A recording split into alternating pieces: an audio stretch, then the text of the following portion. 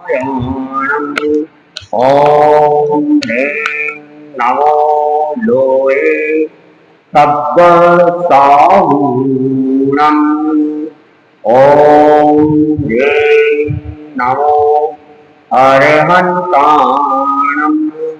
ॐ ह्रीं नमो सिद्धाणम्।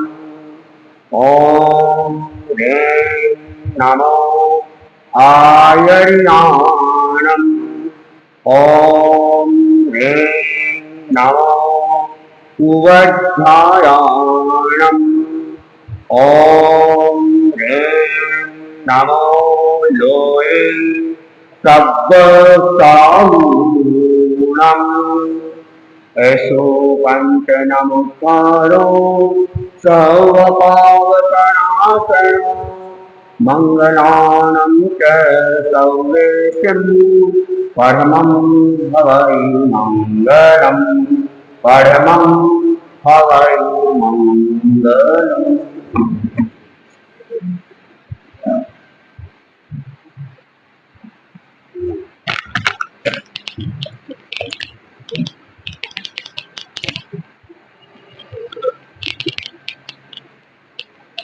आराध्य की चरणों में कोटि चरण परम पूज्य परम पावन आचार्य प्रवर के चरणों में कोटि चरण मुनि विपिन कुमार जी स्वामी के चरणों में कोटि चरण उपस्थित धर्म प्रेमी भाइयों और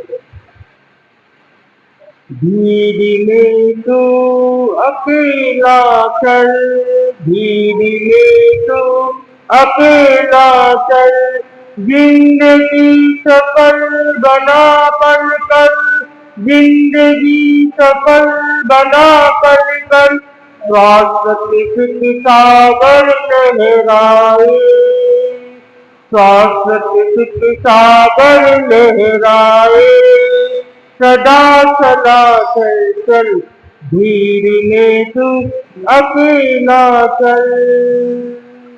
एक क्षेत्र में चक्रवर्ती वासु बलदेव न दो दो मिलते, टकराते आपस में दोनों जब सितारे गिरते, दो मिलने की दुख है सारा, ओ एक कमल, भीड़ में तू अकेला चल, भीड़ में तू अकेला चल। बाहर भीड़ बने हो लेकिन भीतर भीड़ न होगी, तेरा जीवन धन्य बनेगा अनासक्ति फिर योगी। मैं हूँ आत्मा और न कुछ भी, बने चित निर्मल, भीड़ में तू अकेला चल, भीड़ में तू अकेला चल। जो अपने को पहचानेगा उससे मौत डरेगी, कुछ नहीं साथ सब कुछ मिलता परम शांति रखेगी। सफल बनल सफल अमल उज्जवल होकर तेरा मंडल, भीड़ में तू अकेला चल, भीड़ में तू अकेला चल।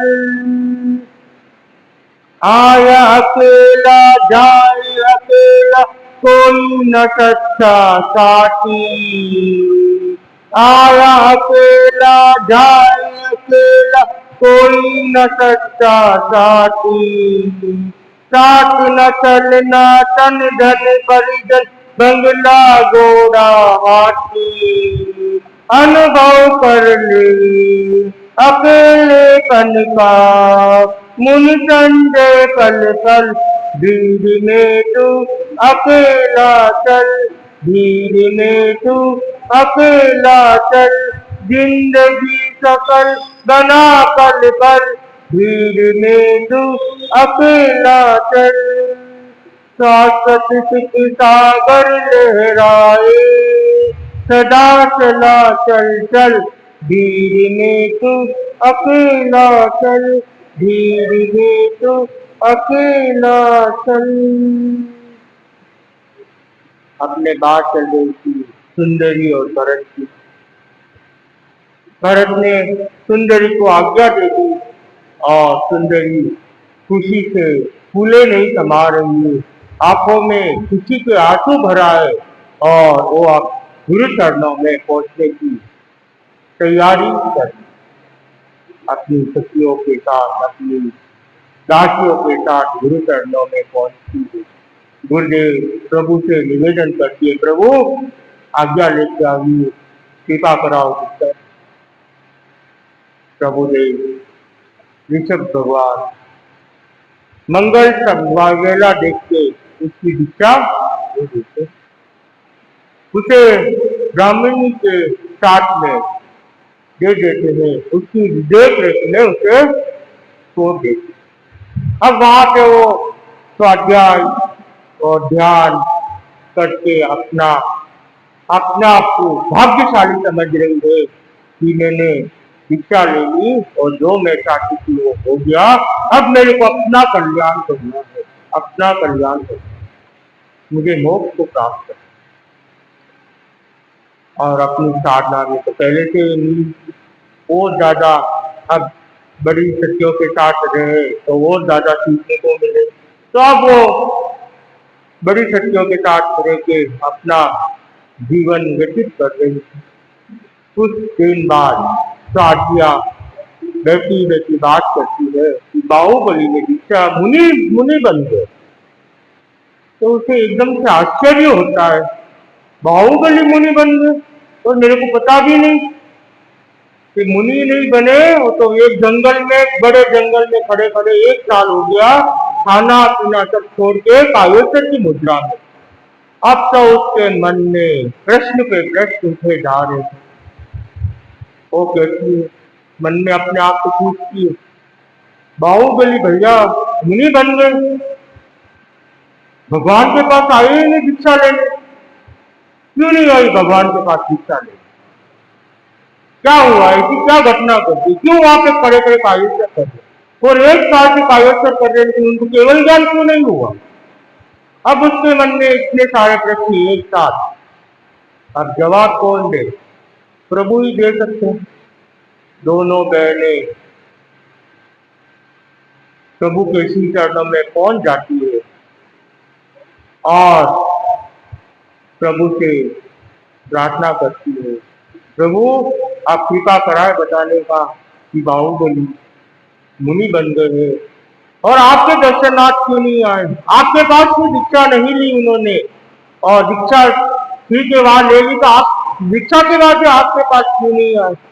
और कायोत्तर से 1 साल से कायोत्तर में खड़े भूखे प्यासे, तो भी उनको केवल ज्ञान क्यों प्राप्त नहीं?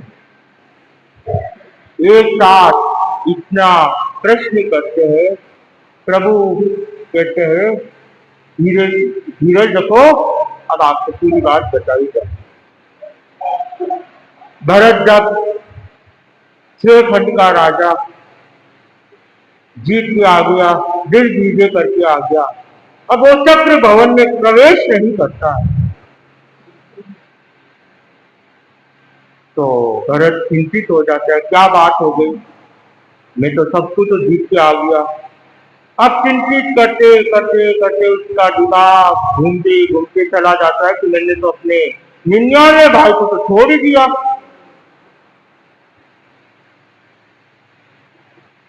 फिर उसका दिमाग चलता है कि मेरे को तो 99 भाई को भी तो जीतना।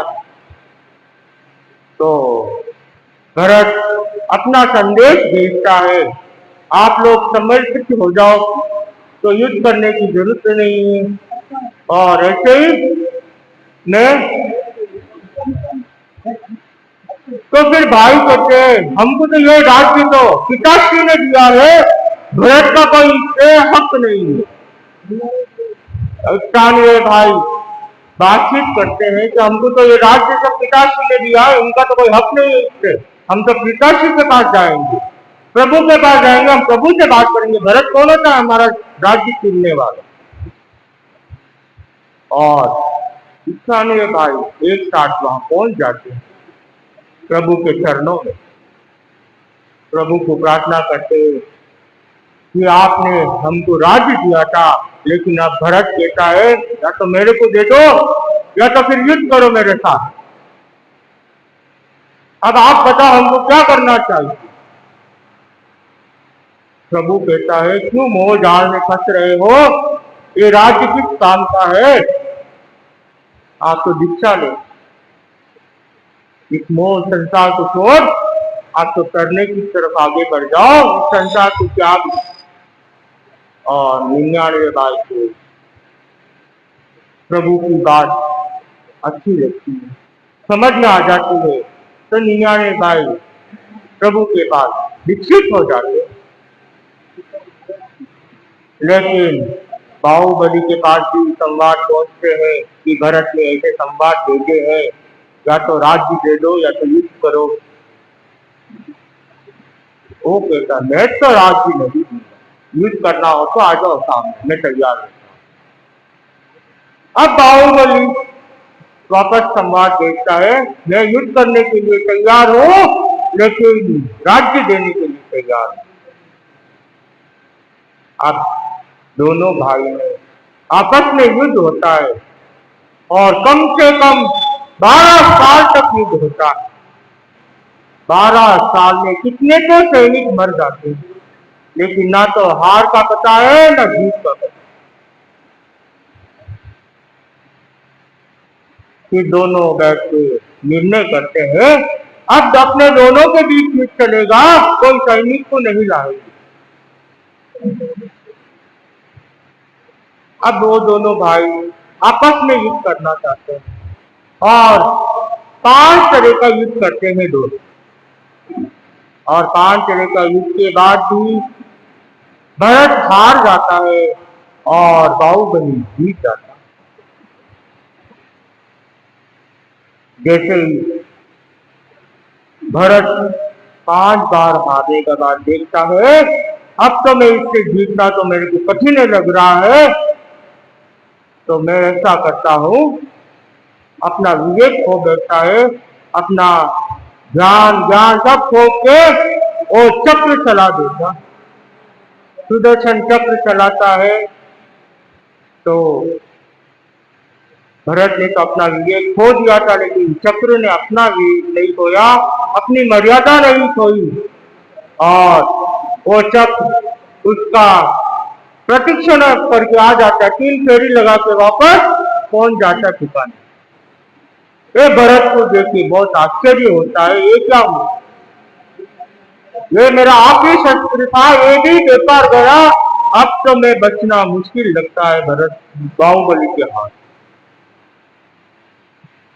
अब बाहुबली को भी क्रोध आ जाता है, अब कहता अब तो भरत को छोड़ना है और मुट्ठी लेके उसके ऊपर वार करने चला जाता है। जैसे ही मुट्ठी लेके वार करने चला जाता है तो अब भरत जानता था कि बाहुबली की एक मुट्ठी मेरे पे गिरी, मेरे का कचुम्बर निकल जाएगा, मैं तो धरती में दस जाऊंगा, अब मुझे तो कोई बचाए तो बचा लो, अब मेरे पास कोई रास्ता नहीं है। और इसलिए में देवता प्रकट होते हैं, बाहुबली को बोल देते हैं कि आप ऐसा काम मत करो और आप अपना कल्याण करो। तो बाहुबली का गुस्सा थोड़ा सा शांत होता है और धीरे धीरे गुस्सा शांत होने के बाद बाहुबली कहते हैं कि ठीक है, आप देवता ने हमको समझा दिया, लेकिन अब उठी हुई मुट्ठी क्या करना है, इसको तो काम में लेना पड़ेगा। तो पंच मुट्ठी लोच करके विकसित हो जाते और वहीं से यार करके जंगल की ओर चले जाते जाते सोचते हैं प्रभु के यहाँ जाऊंगा, मेरे 98 भाई वहां पे दीक्षित है, उनको वंदना करने पड़ेगी, मैं बड़ा हूं, मैं कैसे उनको वंदना करूंगा। मेरे को वहां नहीं जाना। अहंकार आ जाता है। जब इंसान को अहंकार रहता है, वो कितना भी कुछ भी कर ले, अपनी हार नहीं मानता। आप बाहुबली को भी इतना अहंकार आ गया कि मैं पिताश्री के पास तो जाना चाहता हूँ, लेकिन भाइयों को वंदना करूं, मैं छोटे भाइयों को, ये नहीं। तो जंगल में वही कायोत्सव के लिए खड़े हो जाते। एक साल तक लगातार कायोत्सव करते हैं, ना तो खाना ना पीना, ना तो सर्दी गर्मी कुछ भी हो, बारिश हो, सहन करना। और यहाँ तो उनका शरीर इतना विशाल था, तो चिड़िया ने घोंसला बना दिया, कितनी तो चिड़िया ने उसके ऊपर घोंसला बना दिया, उनके शरीर के पेड़ उग गए, सिर्फ चेहरा दिखता था, बाकी कुछ नहीं दिख रहा। अब वहां ये दोनों बहनें कहानी सुन रही है प्रभु के पास, और प्रभु से वापस प्रार्थना करती है, प्रभु केवल ज्ञान क्यों नहीं हुआ अभी तक? एक साल से इतनी गहरी तपस्या कर रहे हैं, फिर भी केवल ज्ञान प्राप्त नहीं हुआ। तो प्रभु कहते हैं, इसको तो अहंकार आया हुआ है, जब तक वो अहंकार नहीं छूटेगा तब तक केवल ज्ञान प्राप्त नहीं होगा। और जैसे अहंकार टूट के चूर चूर हो जाएगा, कुछ ही पलों में उनको केवल ज्ञान प्राप्त होगा। अब दोनों बहनें विचार करती है और प्रभु से प्रार्थना करती है, प्रभु एक बार हम भी जाके समझाने की कोशिश करते हैं, आप आज्ञा दो तो हम दोनों बहनें जाके दर्शनार्थ भी करके आ जाएंगे और उनको समझा भी देंगे। तो ऋषभ देव भगवान कहते हैं, मैं क्यों अंतराय, जाना चाहो तो, मेरी कोई मनाही नहीं। तो दोनों बहनें वहां से चली, घोर जंगल, इतना बड़ा जंगल ढूंढती ढूंढती वो वहां पहुंच रही है। आप कल सुनते हैं कि कैसे वहां पहुंच रही है और कैसे अपने भाई को केवल ज्ञान के लिए तैयार करती है। और अब यहाँ अपनी कहानी चल रही है। अब मुनि की खूब मेहनत कर रहे, जैसे छोटे बच्चे की ये भी सिखाते, ये बोल ये बोल ये बोल, ऐसे मेरे को 25 बोल, संस्कार बोल, और जैन तत्व प्रवेश की क्लास चालू हो गई। जब जैन तत्व प्रवेश का आदेश आया तो मेरे मन में आई, अभी प्रतिगमन का तो कब आएगा। और इसमें में तो हमारे मोदी साहब ने तो घोषणा कर दी लॉकडाउन की। लो भाई, लॉकडाउन भी लग गया। हम भी कॉलेज में सब चले गए, कॉलेज में फिट हो गए सब अपने अपनी जगहों पे। अब लॉकडाउन लग गया। अब वहां पे मैंने तो जैन तत्व प्रवेश सीखना चालू कर। अब अक्षय तृतीया नजदीक थी और लॉकडाउन तो खुला ही नहीं था। मेरे मन में थी इस बात, तो अक्षय तृतीया में तो आने चल रहा, और आज्ञा तो आने रही प्रतिगमन का। अब कब तक प्रतिगमन का आदेश आएगा, मैं कब सीखूंगा? मेरे को तो सीखने की टेंशन क्यों, बार बार वो 22 पेज की किताब देख देख के टेंशन हो रही थी। 22 पेज की किताब पढ़नी है, 22 पेज की किताब पढ़नी है, एक दो फोटो भी पढ़ ले, 22 पेज दिमाग में बैठ के 22 पेज की किताब याद करनी है। और इतने में मेरा दिमाग चला, ऐसा करता हूँ, मम्मी पापा से बात करता हूँ। लगाया फोन मम्मी से, मैंने बोला आप ऐसा करो, एक लेटर लिखो गुरुदेव कि हम कोरोना चल रहा है, कोई साधन नहीं है आने का, आप कृपा कराए, प्रतिगमन का आदेश दे रहा है। और मैंने मम्मी को बोल के वो लेटर भिजवा दिया। बोला शायद इससे कोई हो जाए अपना काम। अक्षय तृतीया का दिन था, मैंने बोला प्रवचन में गुरुदेव बुलाएंगे। कमरे में प्रवचन चलता था, वहां कोई अलाउड नहीं था, खाली 3 संतों का ही अलाउड था और प्रमुखा जी को अलाउड था, बाकी किसी का अलाउड नहीं था अंदर। खाली चार चार संत ही वहां अलाउड थे, बाकी कोई अलाउड नहीं था। तो हम भी बाहर नहीं दे सकते प्रवचन में। तो मैं ऊपर वाले कमरे में मुनि कोमल कुमारी स्वामी के साथ पढ़ाई कर रहा था, लेकिन मेरा ध्यान तो वहां था, कब बुलाने आएंगे, कब बुलाने आएंगे, कब उनके समाचार आएगा।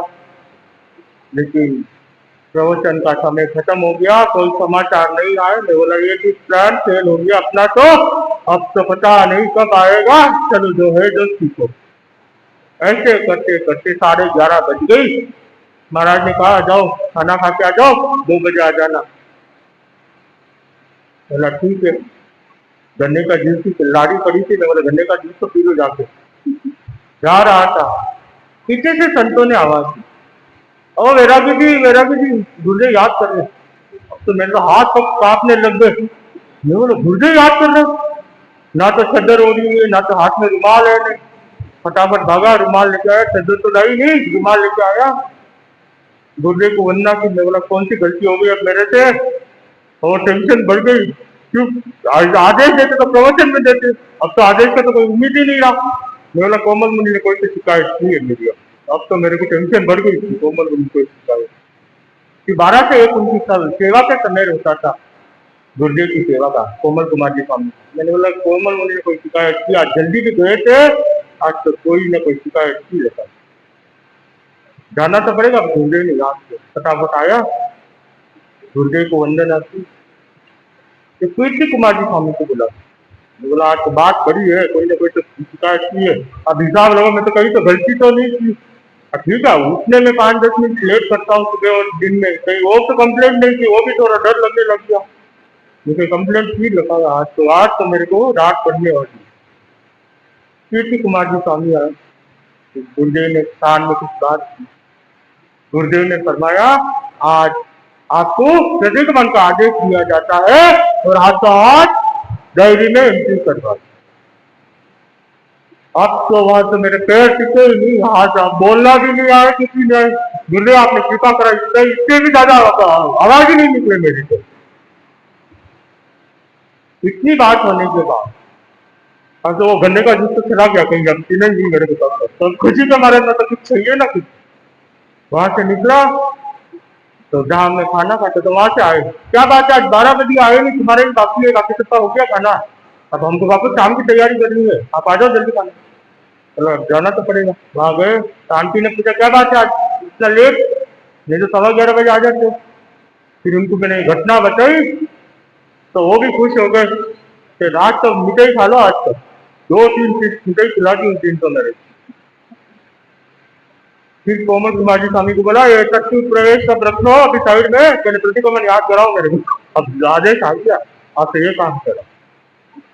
नहीं नहीं पहले इसको पूरा करो, आपको ये पूरा होने के लिए बोला ऐसा करो, दिन में एक क्लास, शाम को एक क्लास रख लो, सुबह तत्व प्रवेश निकलेंगे, शाम को प्रतिगमन। कि मैं जानता हूँ मेरे को कितना कठिन है, वो भी हिंदी भी नहीं है, प्राकृत में, और एक वर्ड मुंह में आते नहीं मेरे को, तो पूरी हिंदी नहीं आती तो वर्ड कहां से आएंगे। अब हम तो आगे सुनेंगे कैसे सीखा, कैसे हुआ, क्या हुआ, इसी की होगा।